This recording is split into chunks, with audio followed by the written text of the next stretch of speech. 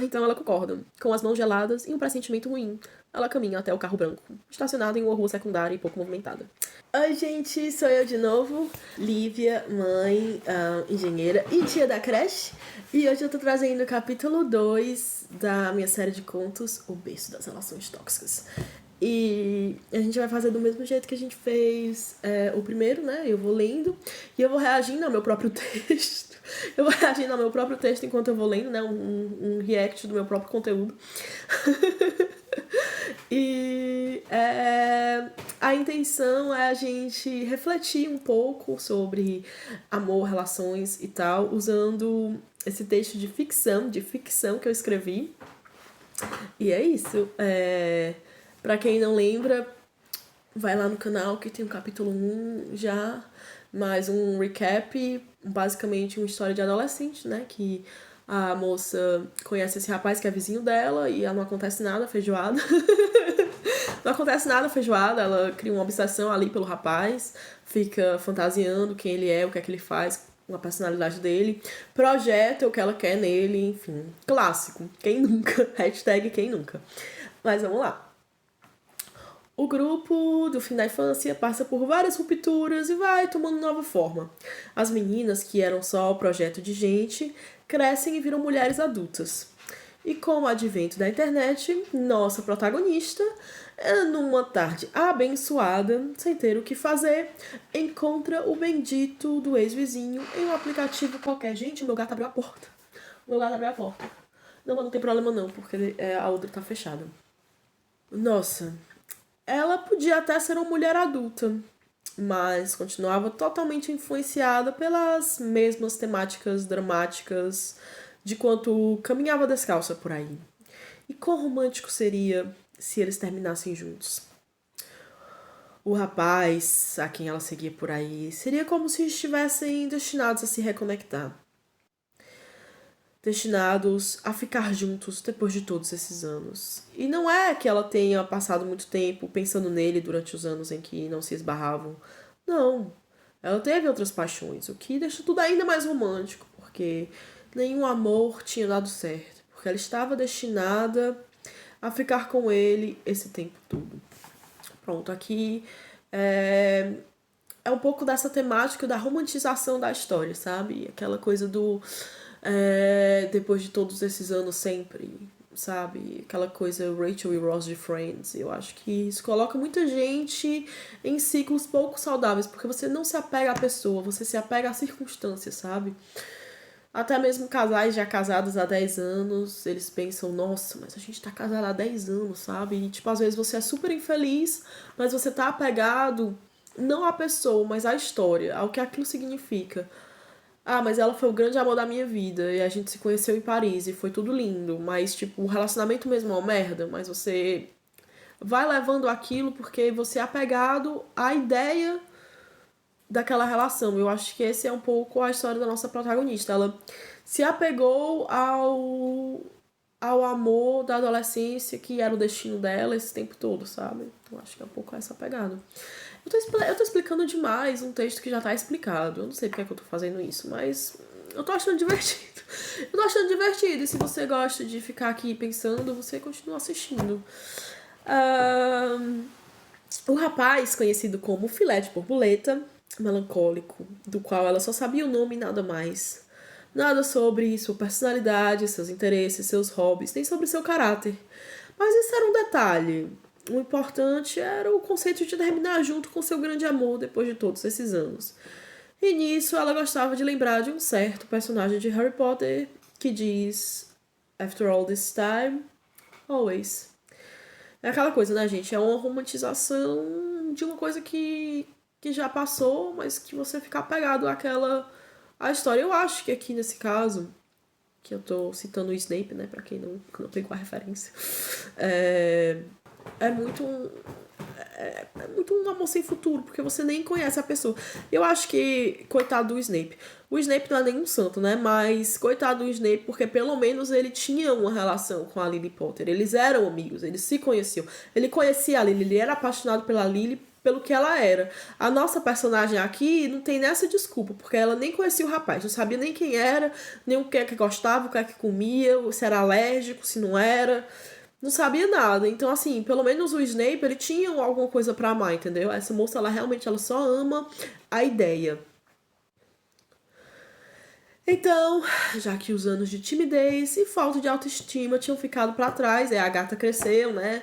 Ganhou forma, tá bonita, tá confiante. Ela viu o rapaz, ela pensou, não, agora é a minha hora de brilhar, porque agora eu sou mulher adulta, eu sou bonita, eu sou gostosa. E eu vou aqui mandar uma mensagem pra ele, porque ninguém resiste ao meu charme. Pelo menos ela tem isso. Iludida sim, mas uma grande gostosa sim também. Mesmo sabendo que era meio bizarro, eles nem se conheciam direito na época, quem dirá agora. Mas ele não achou estranho. Aí conheceu o rosto e sabia que tinham sido vizinhos. E claro, depois de algumas mensagens trocadas, ela, muito empolgada com a imagem de romance que a situação toda criava, não se espantava com nada que ele dizia. Tudo é perdoado, gente. Quando a gente tá apaixonado, a gente perdoa coisa demais. Eu não sei se vocês são assim, minha gente, mas olha, você pode passar com um ônibus em cima de mim e eu tô tipo assim, gente. Mas foi só uma vez. Ele me atropelou com o ônibus só uma vez, então tá perdoado, entendeu? Gente, tá tudo bem. Tá tudo bem, tá tudo bem, tá tudo bem. Eu sou uma pessoa muito romântica e eu acho que eu sou muito capacho. Eu sou muito capacho. Tudo tá perdoado, gente. Quando eu amo, tá tudo perdoado e é isso. E eles eram bem diferentes, opostos. Mas os opostos se atraem, não é mesmo? Né, gente? A gente sempre vê em filme, livro, que quanto mais diferente, mais a paixão, mais o negócio é intenso e sabe, a pegada é melhor, e joga na parede, e derruba tudo da mesa. E ela tava nessa fé, entendeu? Que os opostos se atraíam, que o negócio ia dar muito certo, porque ia dar muito certo, entendeu? E nisso, as diferenças filosóficas que ficaram claras nas primeiras interações eram rapidamente racionalizadas. Afinal, muita gente tinha opiniões diferentes, não é mesmo? Não é essa a beleza do mundo? A pluralidade de ideias e de personalidade. Agora eu vou entrar aqui nesse aspecto. Pluralidade de ideias. Muito lindo, muito, muito lindo. Mas aqui ela tá usando um aspecto que, tipo assim, eu sou totalmente pró pluralidade de ideias, sabe? Mas você não precisa casar com a pessoa com a pluralidade de ideia diferente, entendeu? Por exemplo, eu sou uma ateia. Eu acho que eu não daria certo casando com uma pessoa que fosse, assim, extremamente religiosa. Eu poderia até casar com uma pessoa que fosse, assim, um pouquinho religiosa. Um pouquinho, entendeu? Até ia. Mas eu, como uma pessoa ateia, eu acho que, tipo assim, se eu pegasse uma pessoa no extremo oposto, não ia dar certo, não ia dar certo. E aqui a moça, ela tá totalmente iludida que ela não enxerga isso, entendeu? Que a beleza da pluralidade de ideias às vezes é eu aqui, ele lá, entendeu? Na casa dele. A beleza da pluralidade de ideias é que a gente não precisa estar tacando fogo nas pessoas que têm ideias diferentes. A gente pode conviver em sociedade, mas a gente não precisa conviver dentro da mesma casa. A gente não precisa estar beijando as pessoas que são diferentes de ideias, entendeu? A gente não precisa, a gente pode respeitar, mas não precisa estar casando com elas, entendeu? Esse é o meu ponto. Talvez ela fosse inteligente demais para o próprio bem. Alguns diriam iludida, mas eu não gosto de desmerecer o valor da imaginação e da inteligência que ela usa para encontrar desculpas para os defeitos dos outros com tal maestria. Era realmente um dom ou uma maldição. E aqui eu quero fazer outro parêntese. Gente, tô fazendo vários parênteses. O vídeo que era pra ser 5 minutos vai ser tipo assim meia hora. Essa questão da inteligência, com mais inteligente é a pessoa, mais perigoso porque mais ela consegue racionalizar as coisas, entendeu? Por exemplo, a minha mãe é uma mulher muito inteligente. A minha mãe é uma mulher inteligente pra caramba. Mas se ela bota uma loucura na cabeça dela, se ela por acaso se convence de uma loucura, ela vai longe. Ela vai longe, ela leva a loucura com ela, entendeu? Porque ela consegue fazer inimagináveis, entendeu? Então, assim, A inteligência, ela nem sempre vai ao nosso favor. Às vezes, é melhor a gente ser um pouquinho burrinha, sabe? Um pouquinho mais burrinha, porque aí você não vai tão longe convencendo os outros da sua loucura. Você não vai tão longe na sua loucura, porque você não iria tão longe de qualquer forma, mas enfim. Vamos voltar. Ainda trocando mensagens, algumas coisas foram chamando a atenção. Então, assim, a menina não tava, assim, totalmente perdida em Nárnia. Ela tava vendo algumas coisas. Como um saudosismo excessivo, uma Alemanha passada. Que, de acordo com o rapaz, já não existia mais. Ela para e reflete. Mas qual? Qual Alemanha? A dos anos 80? A Alemanha separada entre duas? A Alemanha de Hitler? A resposta parecia ainda mais assustadora que a incerteza. Por isso ela não pergunta. Sabe? Don't ask, don't tell, entendeu? É um negócio assim. Ela assume que é apenas uma nostalgia de um passado épico que provavelmente não existiu. Aqui eu vou fazer outro parênteses. Eu acho que aqui também entra um... Você pensa, mas não é possível. Mas não é possível que uma hora dessas, esse caboclo aqui conversando comigo, essa história aqui se passa, vamos dizer, em Pernambuco, no Recife, sei lá. Esse rapaz aqui tá falando de alemão, meu filho. Não te enxerga, sabe? Já passou, isso aí já passou. Isso aí já faz décadas, isso aí já tá no passado, supera. Que conversa é essa aqui de Alemanha, sabe? Vai capinar o lote. Tá me falando aqui de Alemanha de quê, rapaz? Te enxerga, sabe? Ela pensou assim, sabe? Tipo, isso não existe. Isso não é o que eu tô. Não é o que eu tô pensando. Deve ser outra coisa. Ele deve estar pensando assim de um passado muito passado, de uma Alemanha de contos de fada, sabe? Uma coisa que nunca existiu. E ela pensou aquele negócio lá e ela pensou, tipo, não, isso não é possível. Isso não é possível. Isso não é possível. Então ela só desmereceu o rapaz, que talvez ela não devesse ter desmerecido, né? Devesse ter tomado mais a sério. Mas ela não levou a sério, né? Ela desmereceu. Ela pensou que era outra coisa.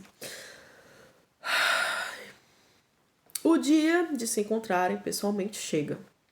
Ela tão animada, veste um vestido verde, com cortes e decotes, nos pés um salto alto preto, o cabelo negro solto caindo pelos ombros, o coração em pura antecipação, já que aquele encontro era só o começo de uma linda história de amor, que se tornaria uma anedota divertida para contar aos familiares quando perguntassem: mas e aí, como vocês se conheceram?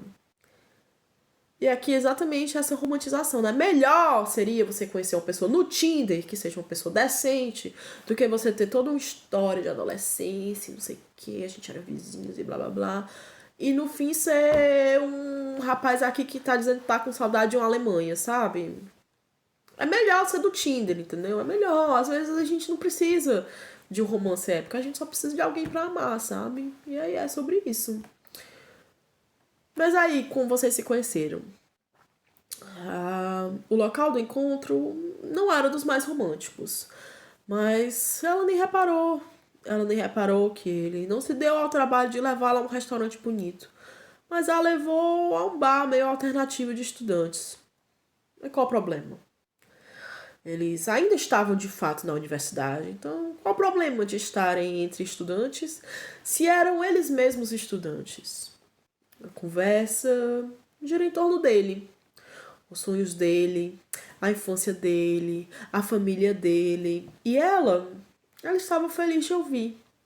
Afinal, é importante conhecer o universo da pessoa com quem a gente quer se relacionar, não é mesmo? Então, passa despercebida a falta de interesse dele no universo dela. Em um determinado momento, as cadeiras se aproximam, os corpos passam a se tocar. Ele passa os braços pelos ombros dela e puxa para mais perto. Começa a fazer cócegas nas costelas dela. Ela diz que odeia cócegas, que sente que fica sem ar. Ele para, ela pensa: nossa, ele respeita o meu não. Não é essa uma bandeira verde? Alguns minutos se passam, ele volta a fazer cócegas. Se respeitar o não é uma bandeira verde, que cor tem essa bandeira agora? O mesmo cérebro, capaz de reconhecer o bom sinal do respeito ao não, não foi capaz de reconhecer o sinal ruim da insistência nas cócegas. Afinal, ele ainda tinha aquele ar melancólico de alma atormentada. E era isso que tanto o atraía. A realidade da qualidade do encontro era apenas um detalhe. Ele começa a insistir em deixá-la em casa. Ela recusa 1, 2, 3 vezes. Ela não precisava daquela carona, mas mesmo sem precisar, ela começa a se perguntar: se ela estivesse realmente atraída, ela não teria aceitado de cara? Não teria sido ela mesma a perguntar: ei, tu quer me dar uma carona? Eu super teria perguntado, gente. Com a insistência, ela pensa: e se eu recusar uma 4ª vez? Ele vai se sentir rejeitado? E se esse for o fim da minha história de amor? Da história de amor dela? E bem no fundo do coração, um suspiro.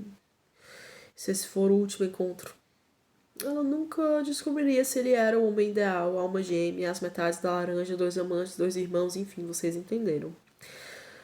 A menina aqui totalmente iludida, pobre. Acontece, quem nunca? Aí com certeza, gente, tem gente que teve sorte na vida e nunca, sabe? Fico me perguntando, sabe? Olha esse povo que se casa com o namorado da adolescência e nunca sofreu desilusão amorosa. Deve ser muito feliz. Deve ser muito bom. Inveja! Eu queria. Sabe? Nunca viveu uma situação dessas. Às vezes eu penso, que chato, sabe? Mas ao mesmo tempo eu penso, inveja. Inveja, eu queria uma vida fácil assim, de casar com um paquerinha lá da adolescência e, tipo, nunca ter que viver coisas, dates ruins, sabe? Tiveram sorte. Mas enfim, vamos voltar. Então ela concorda. Com as mãos geladas e um pressentimento ruim, ela caminha até o carro branco, estacionado em uma rua secundária e pouco movimentada. Mas então é isso, gente. Esse é o capítulo 2. A gente ainda tem o capítulo 3. Então, curte, se inscreve, compartilha, deixa um comentário, hashtag date ruim, não sei. E a gente se encontra no próximo vídeo sobre... o próximo vídeo, o 3º capítulo.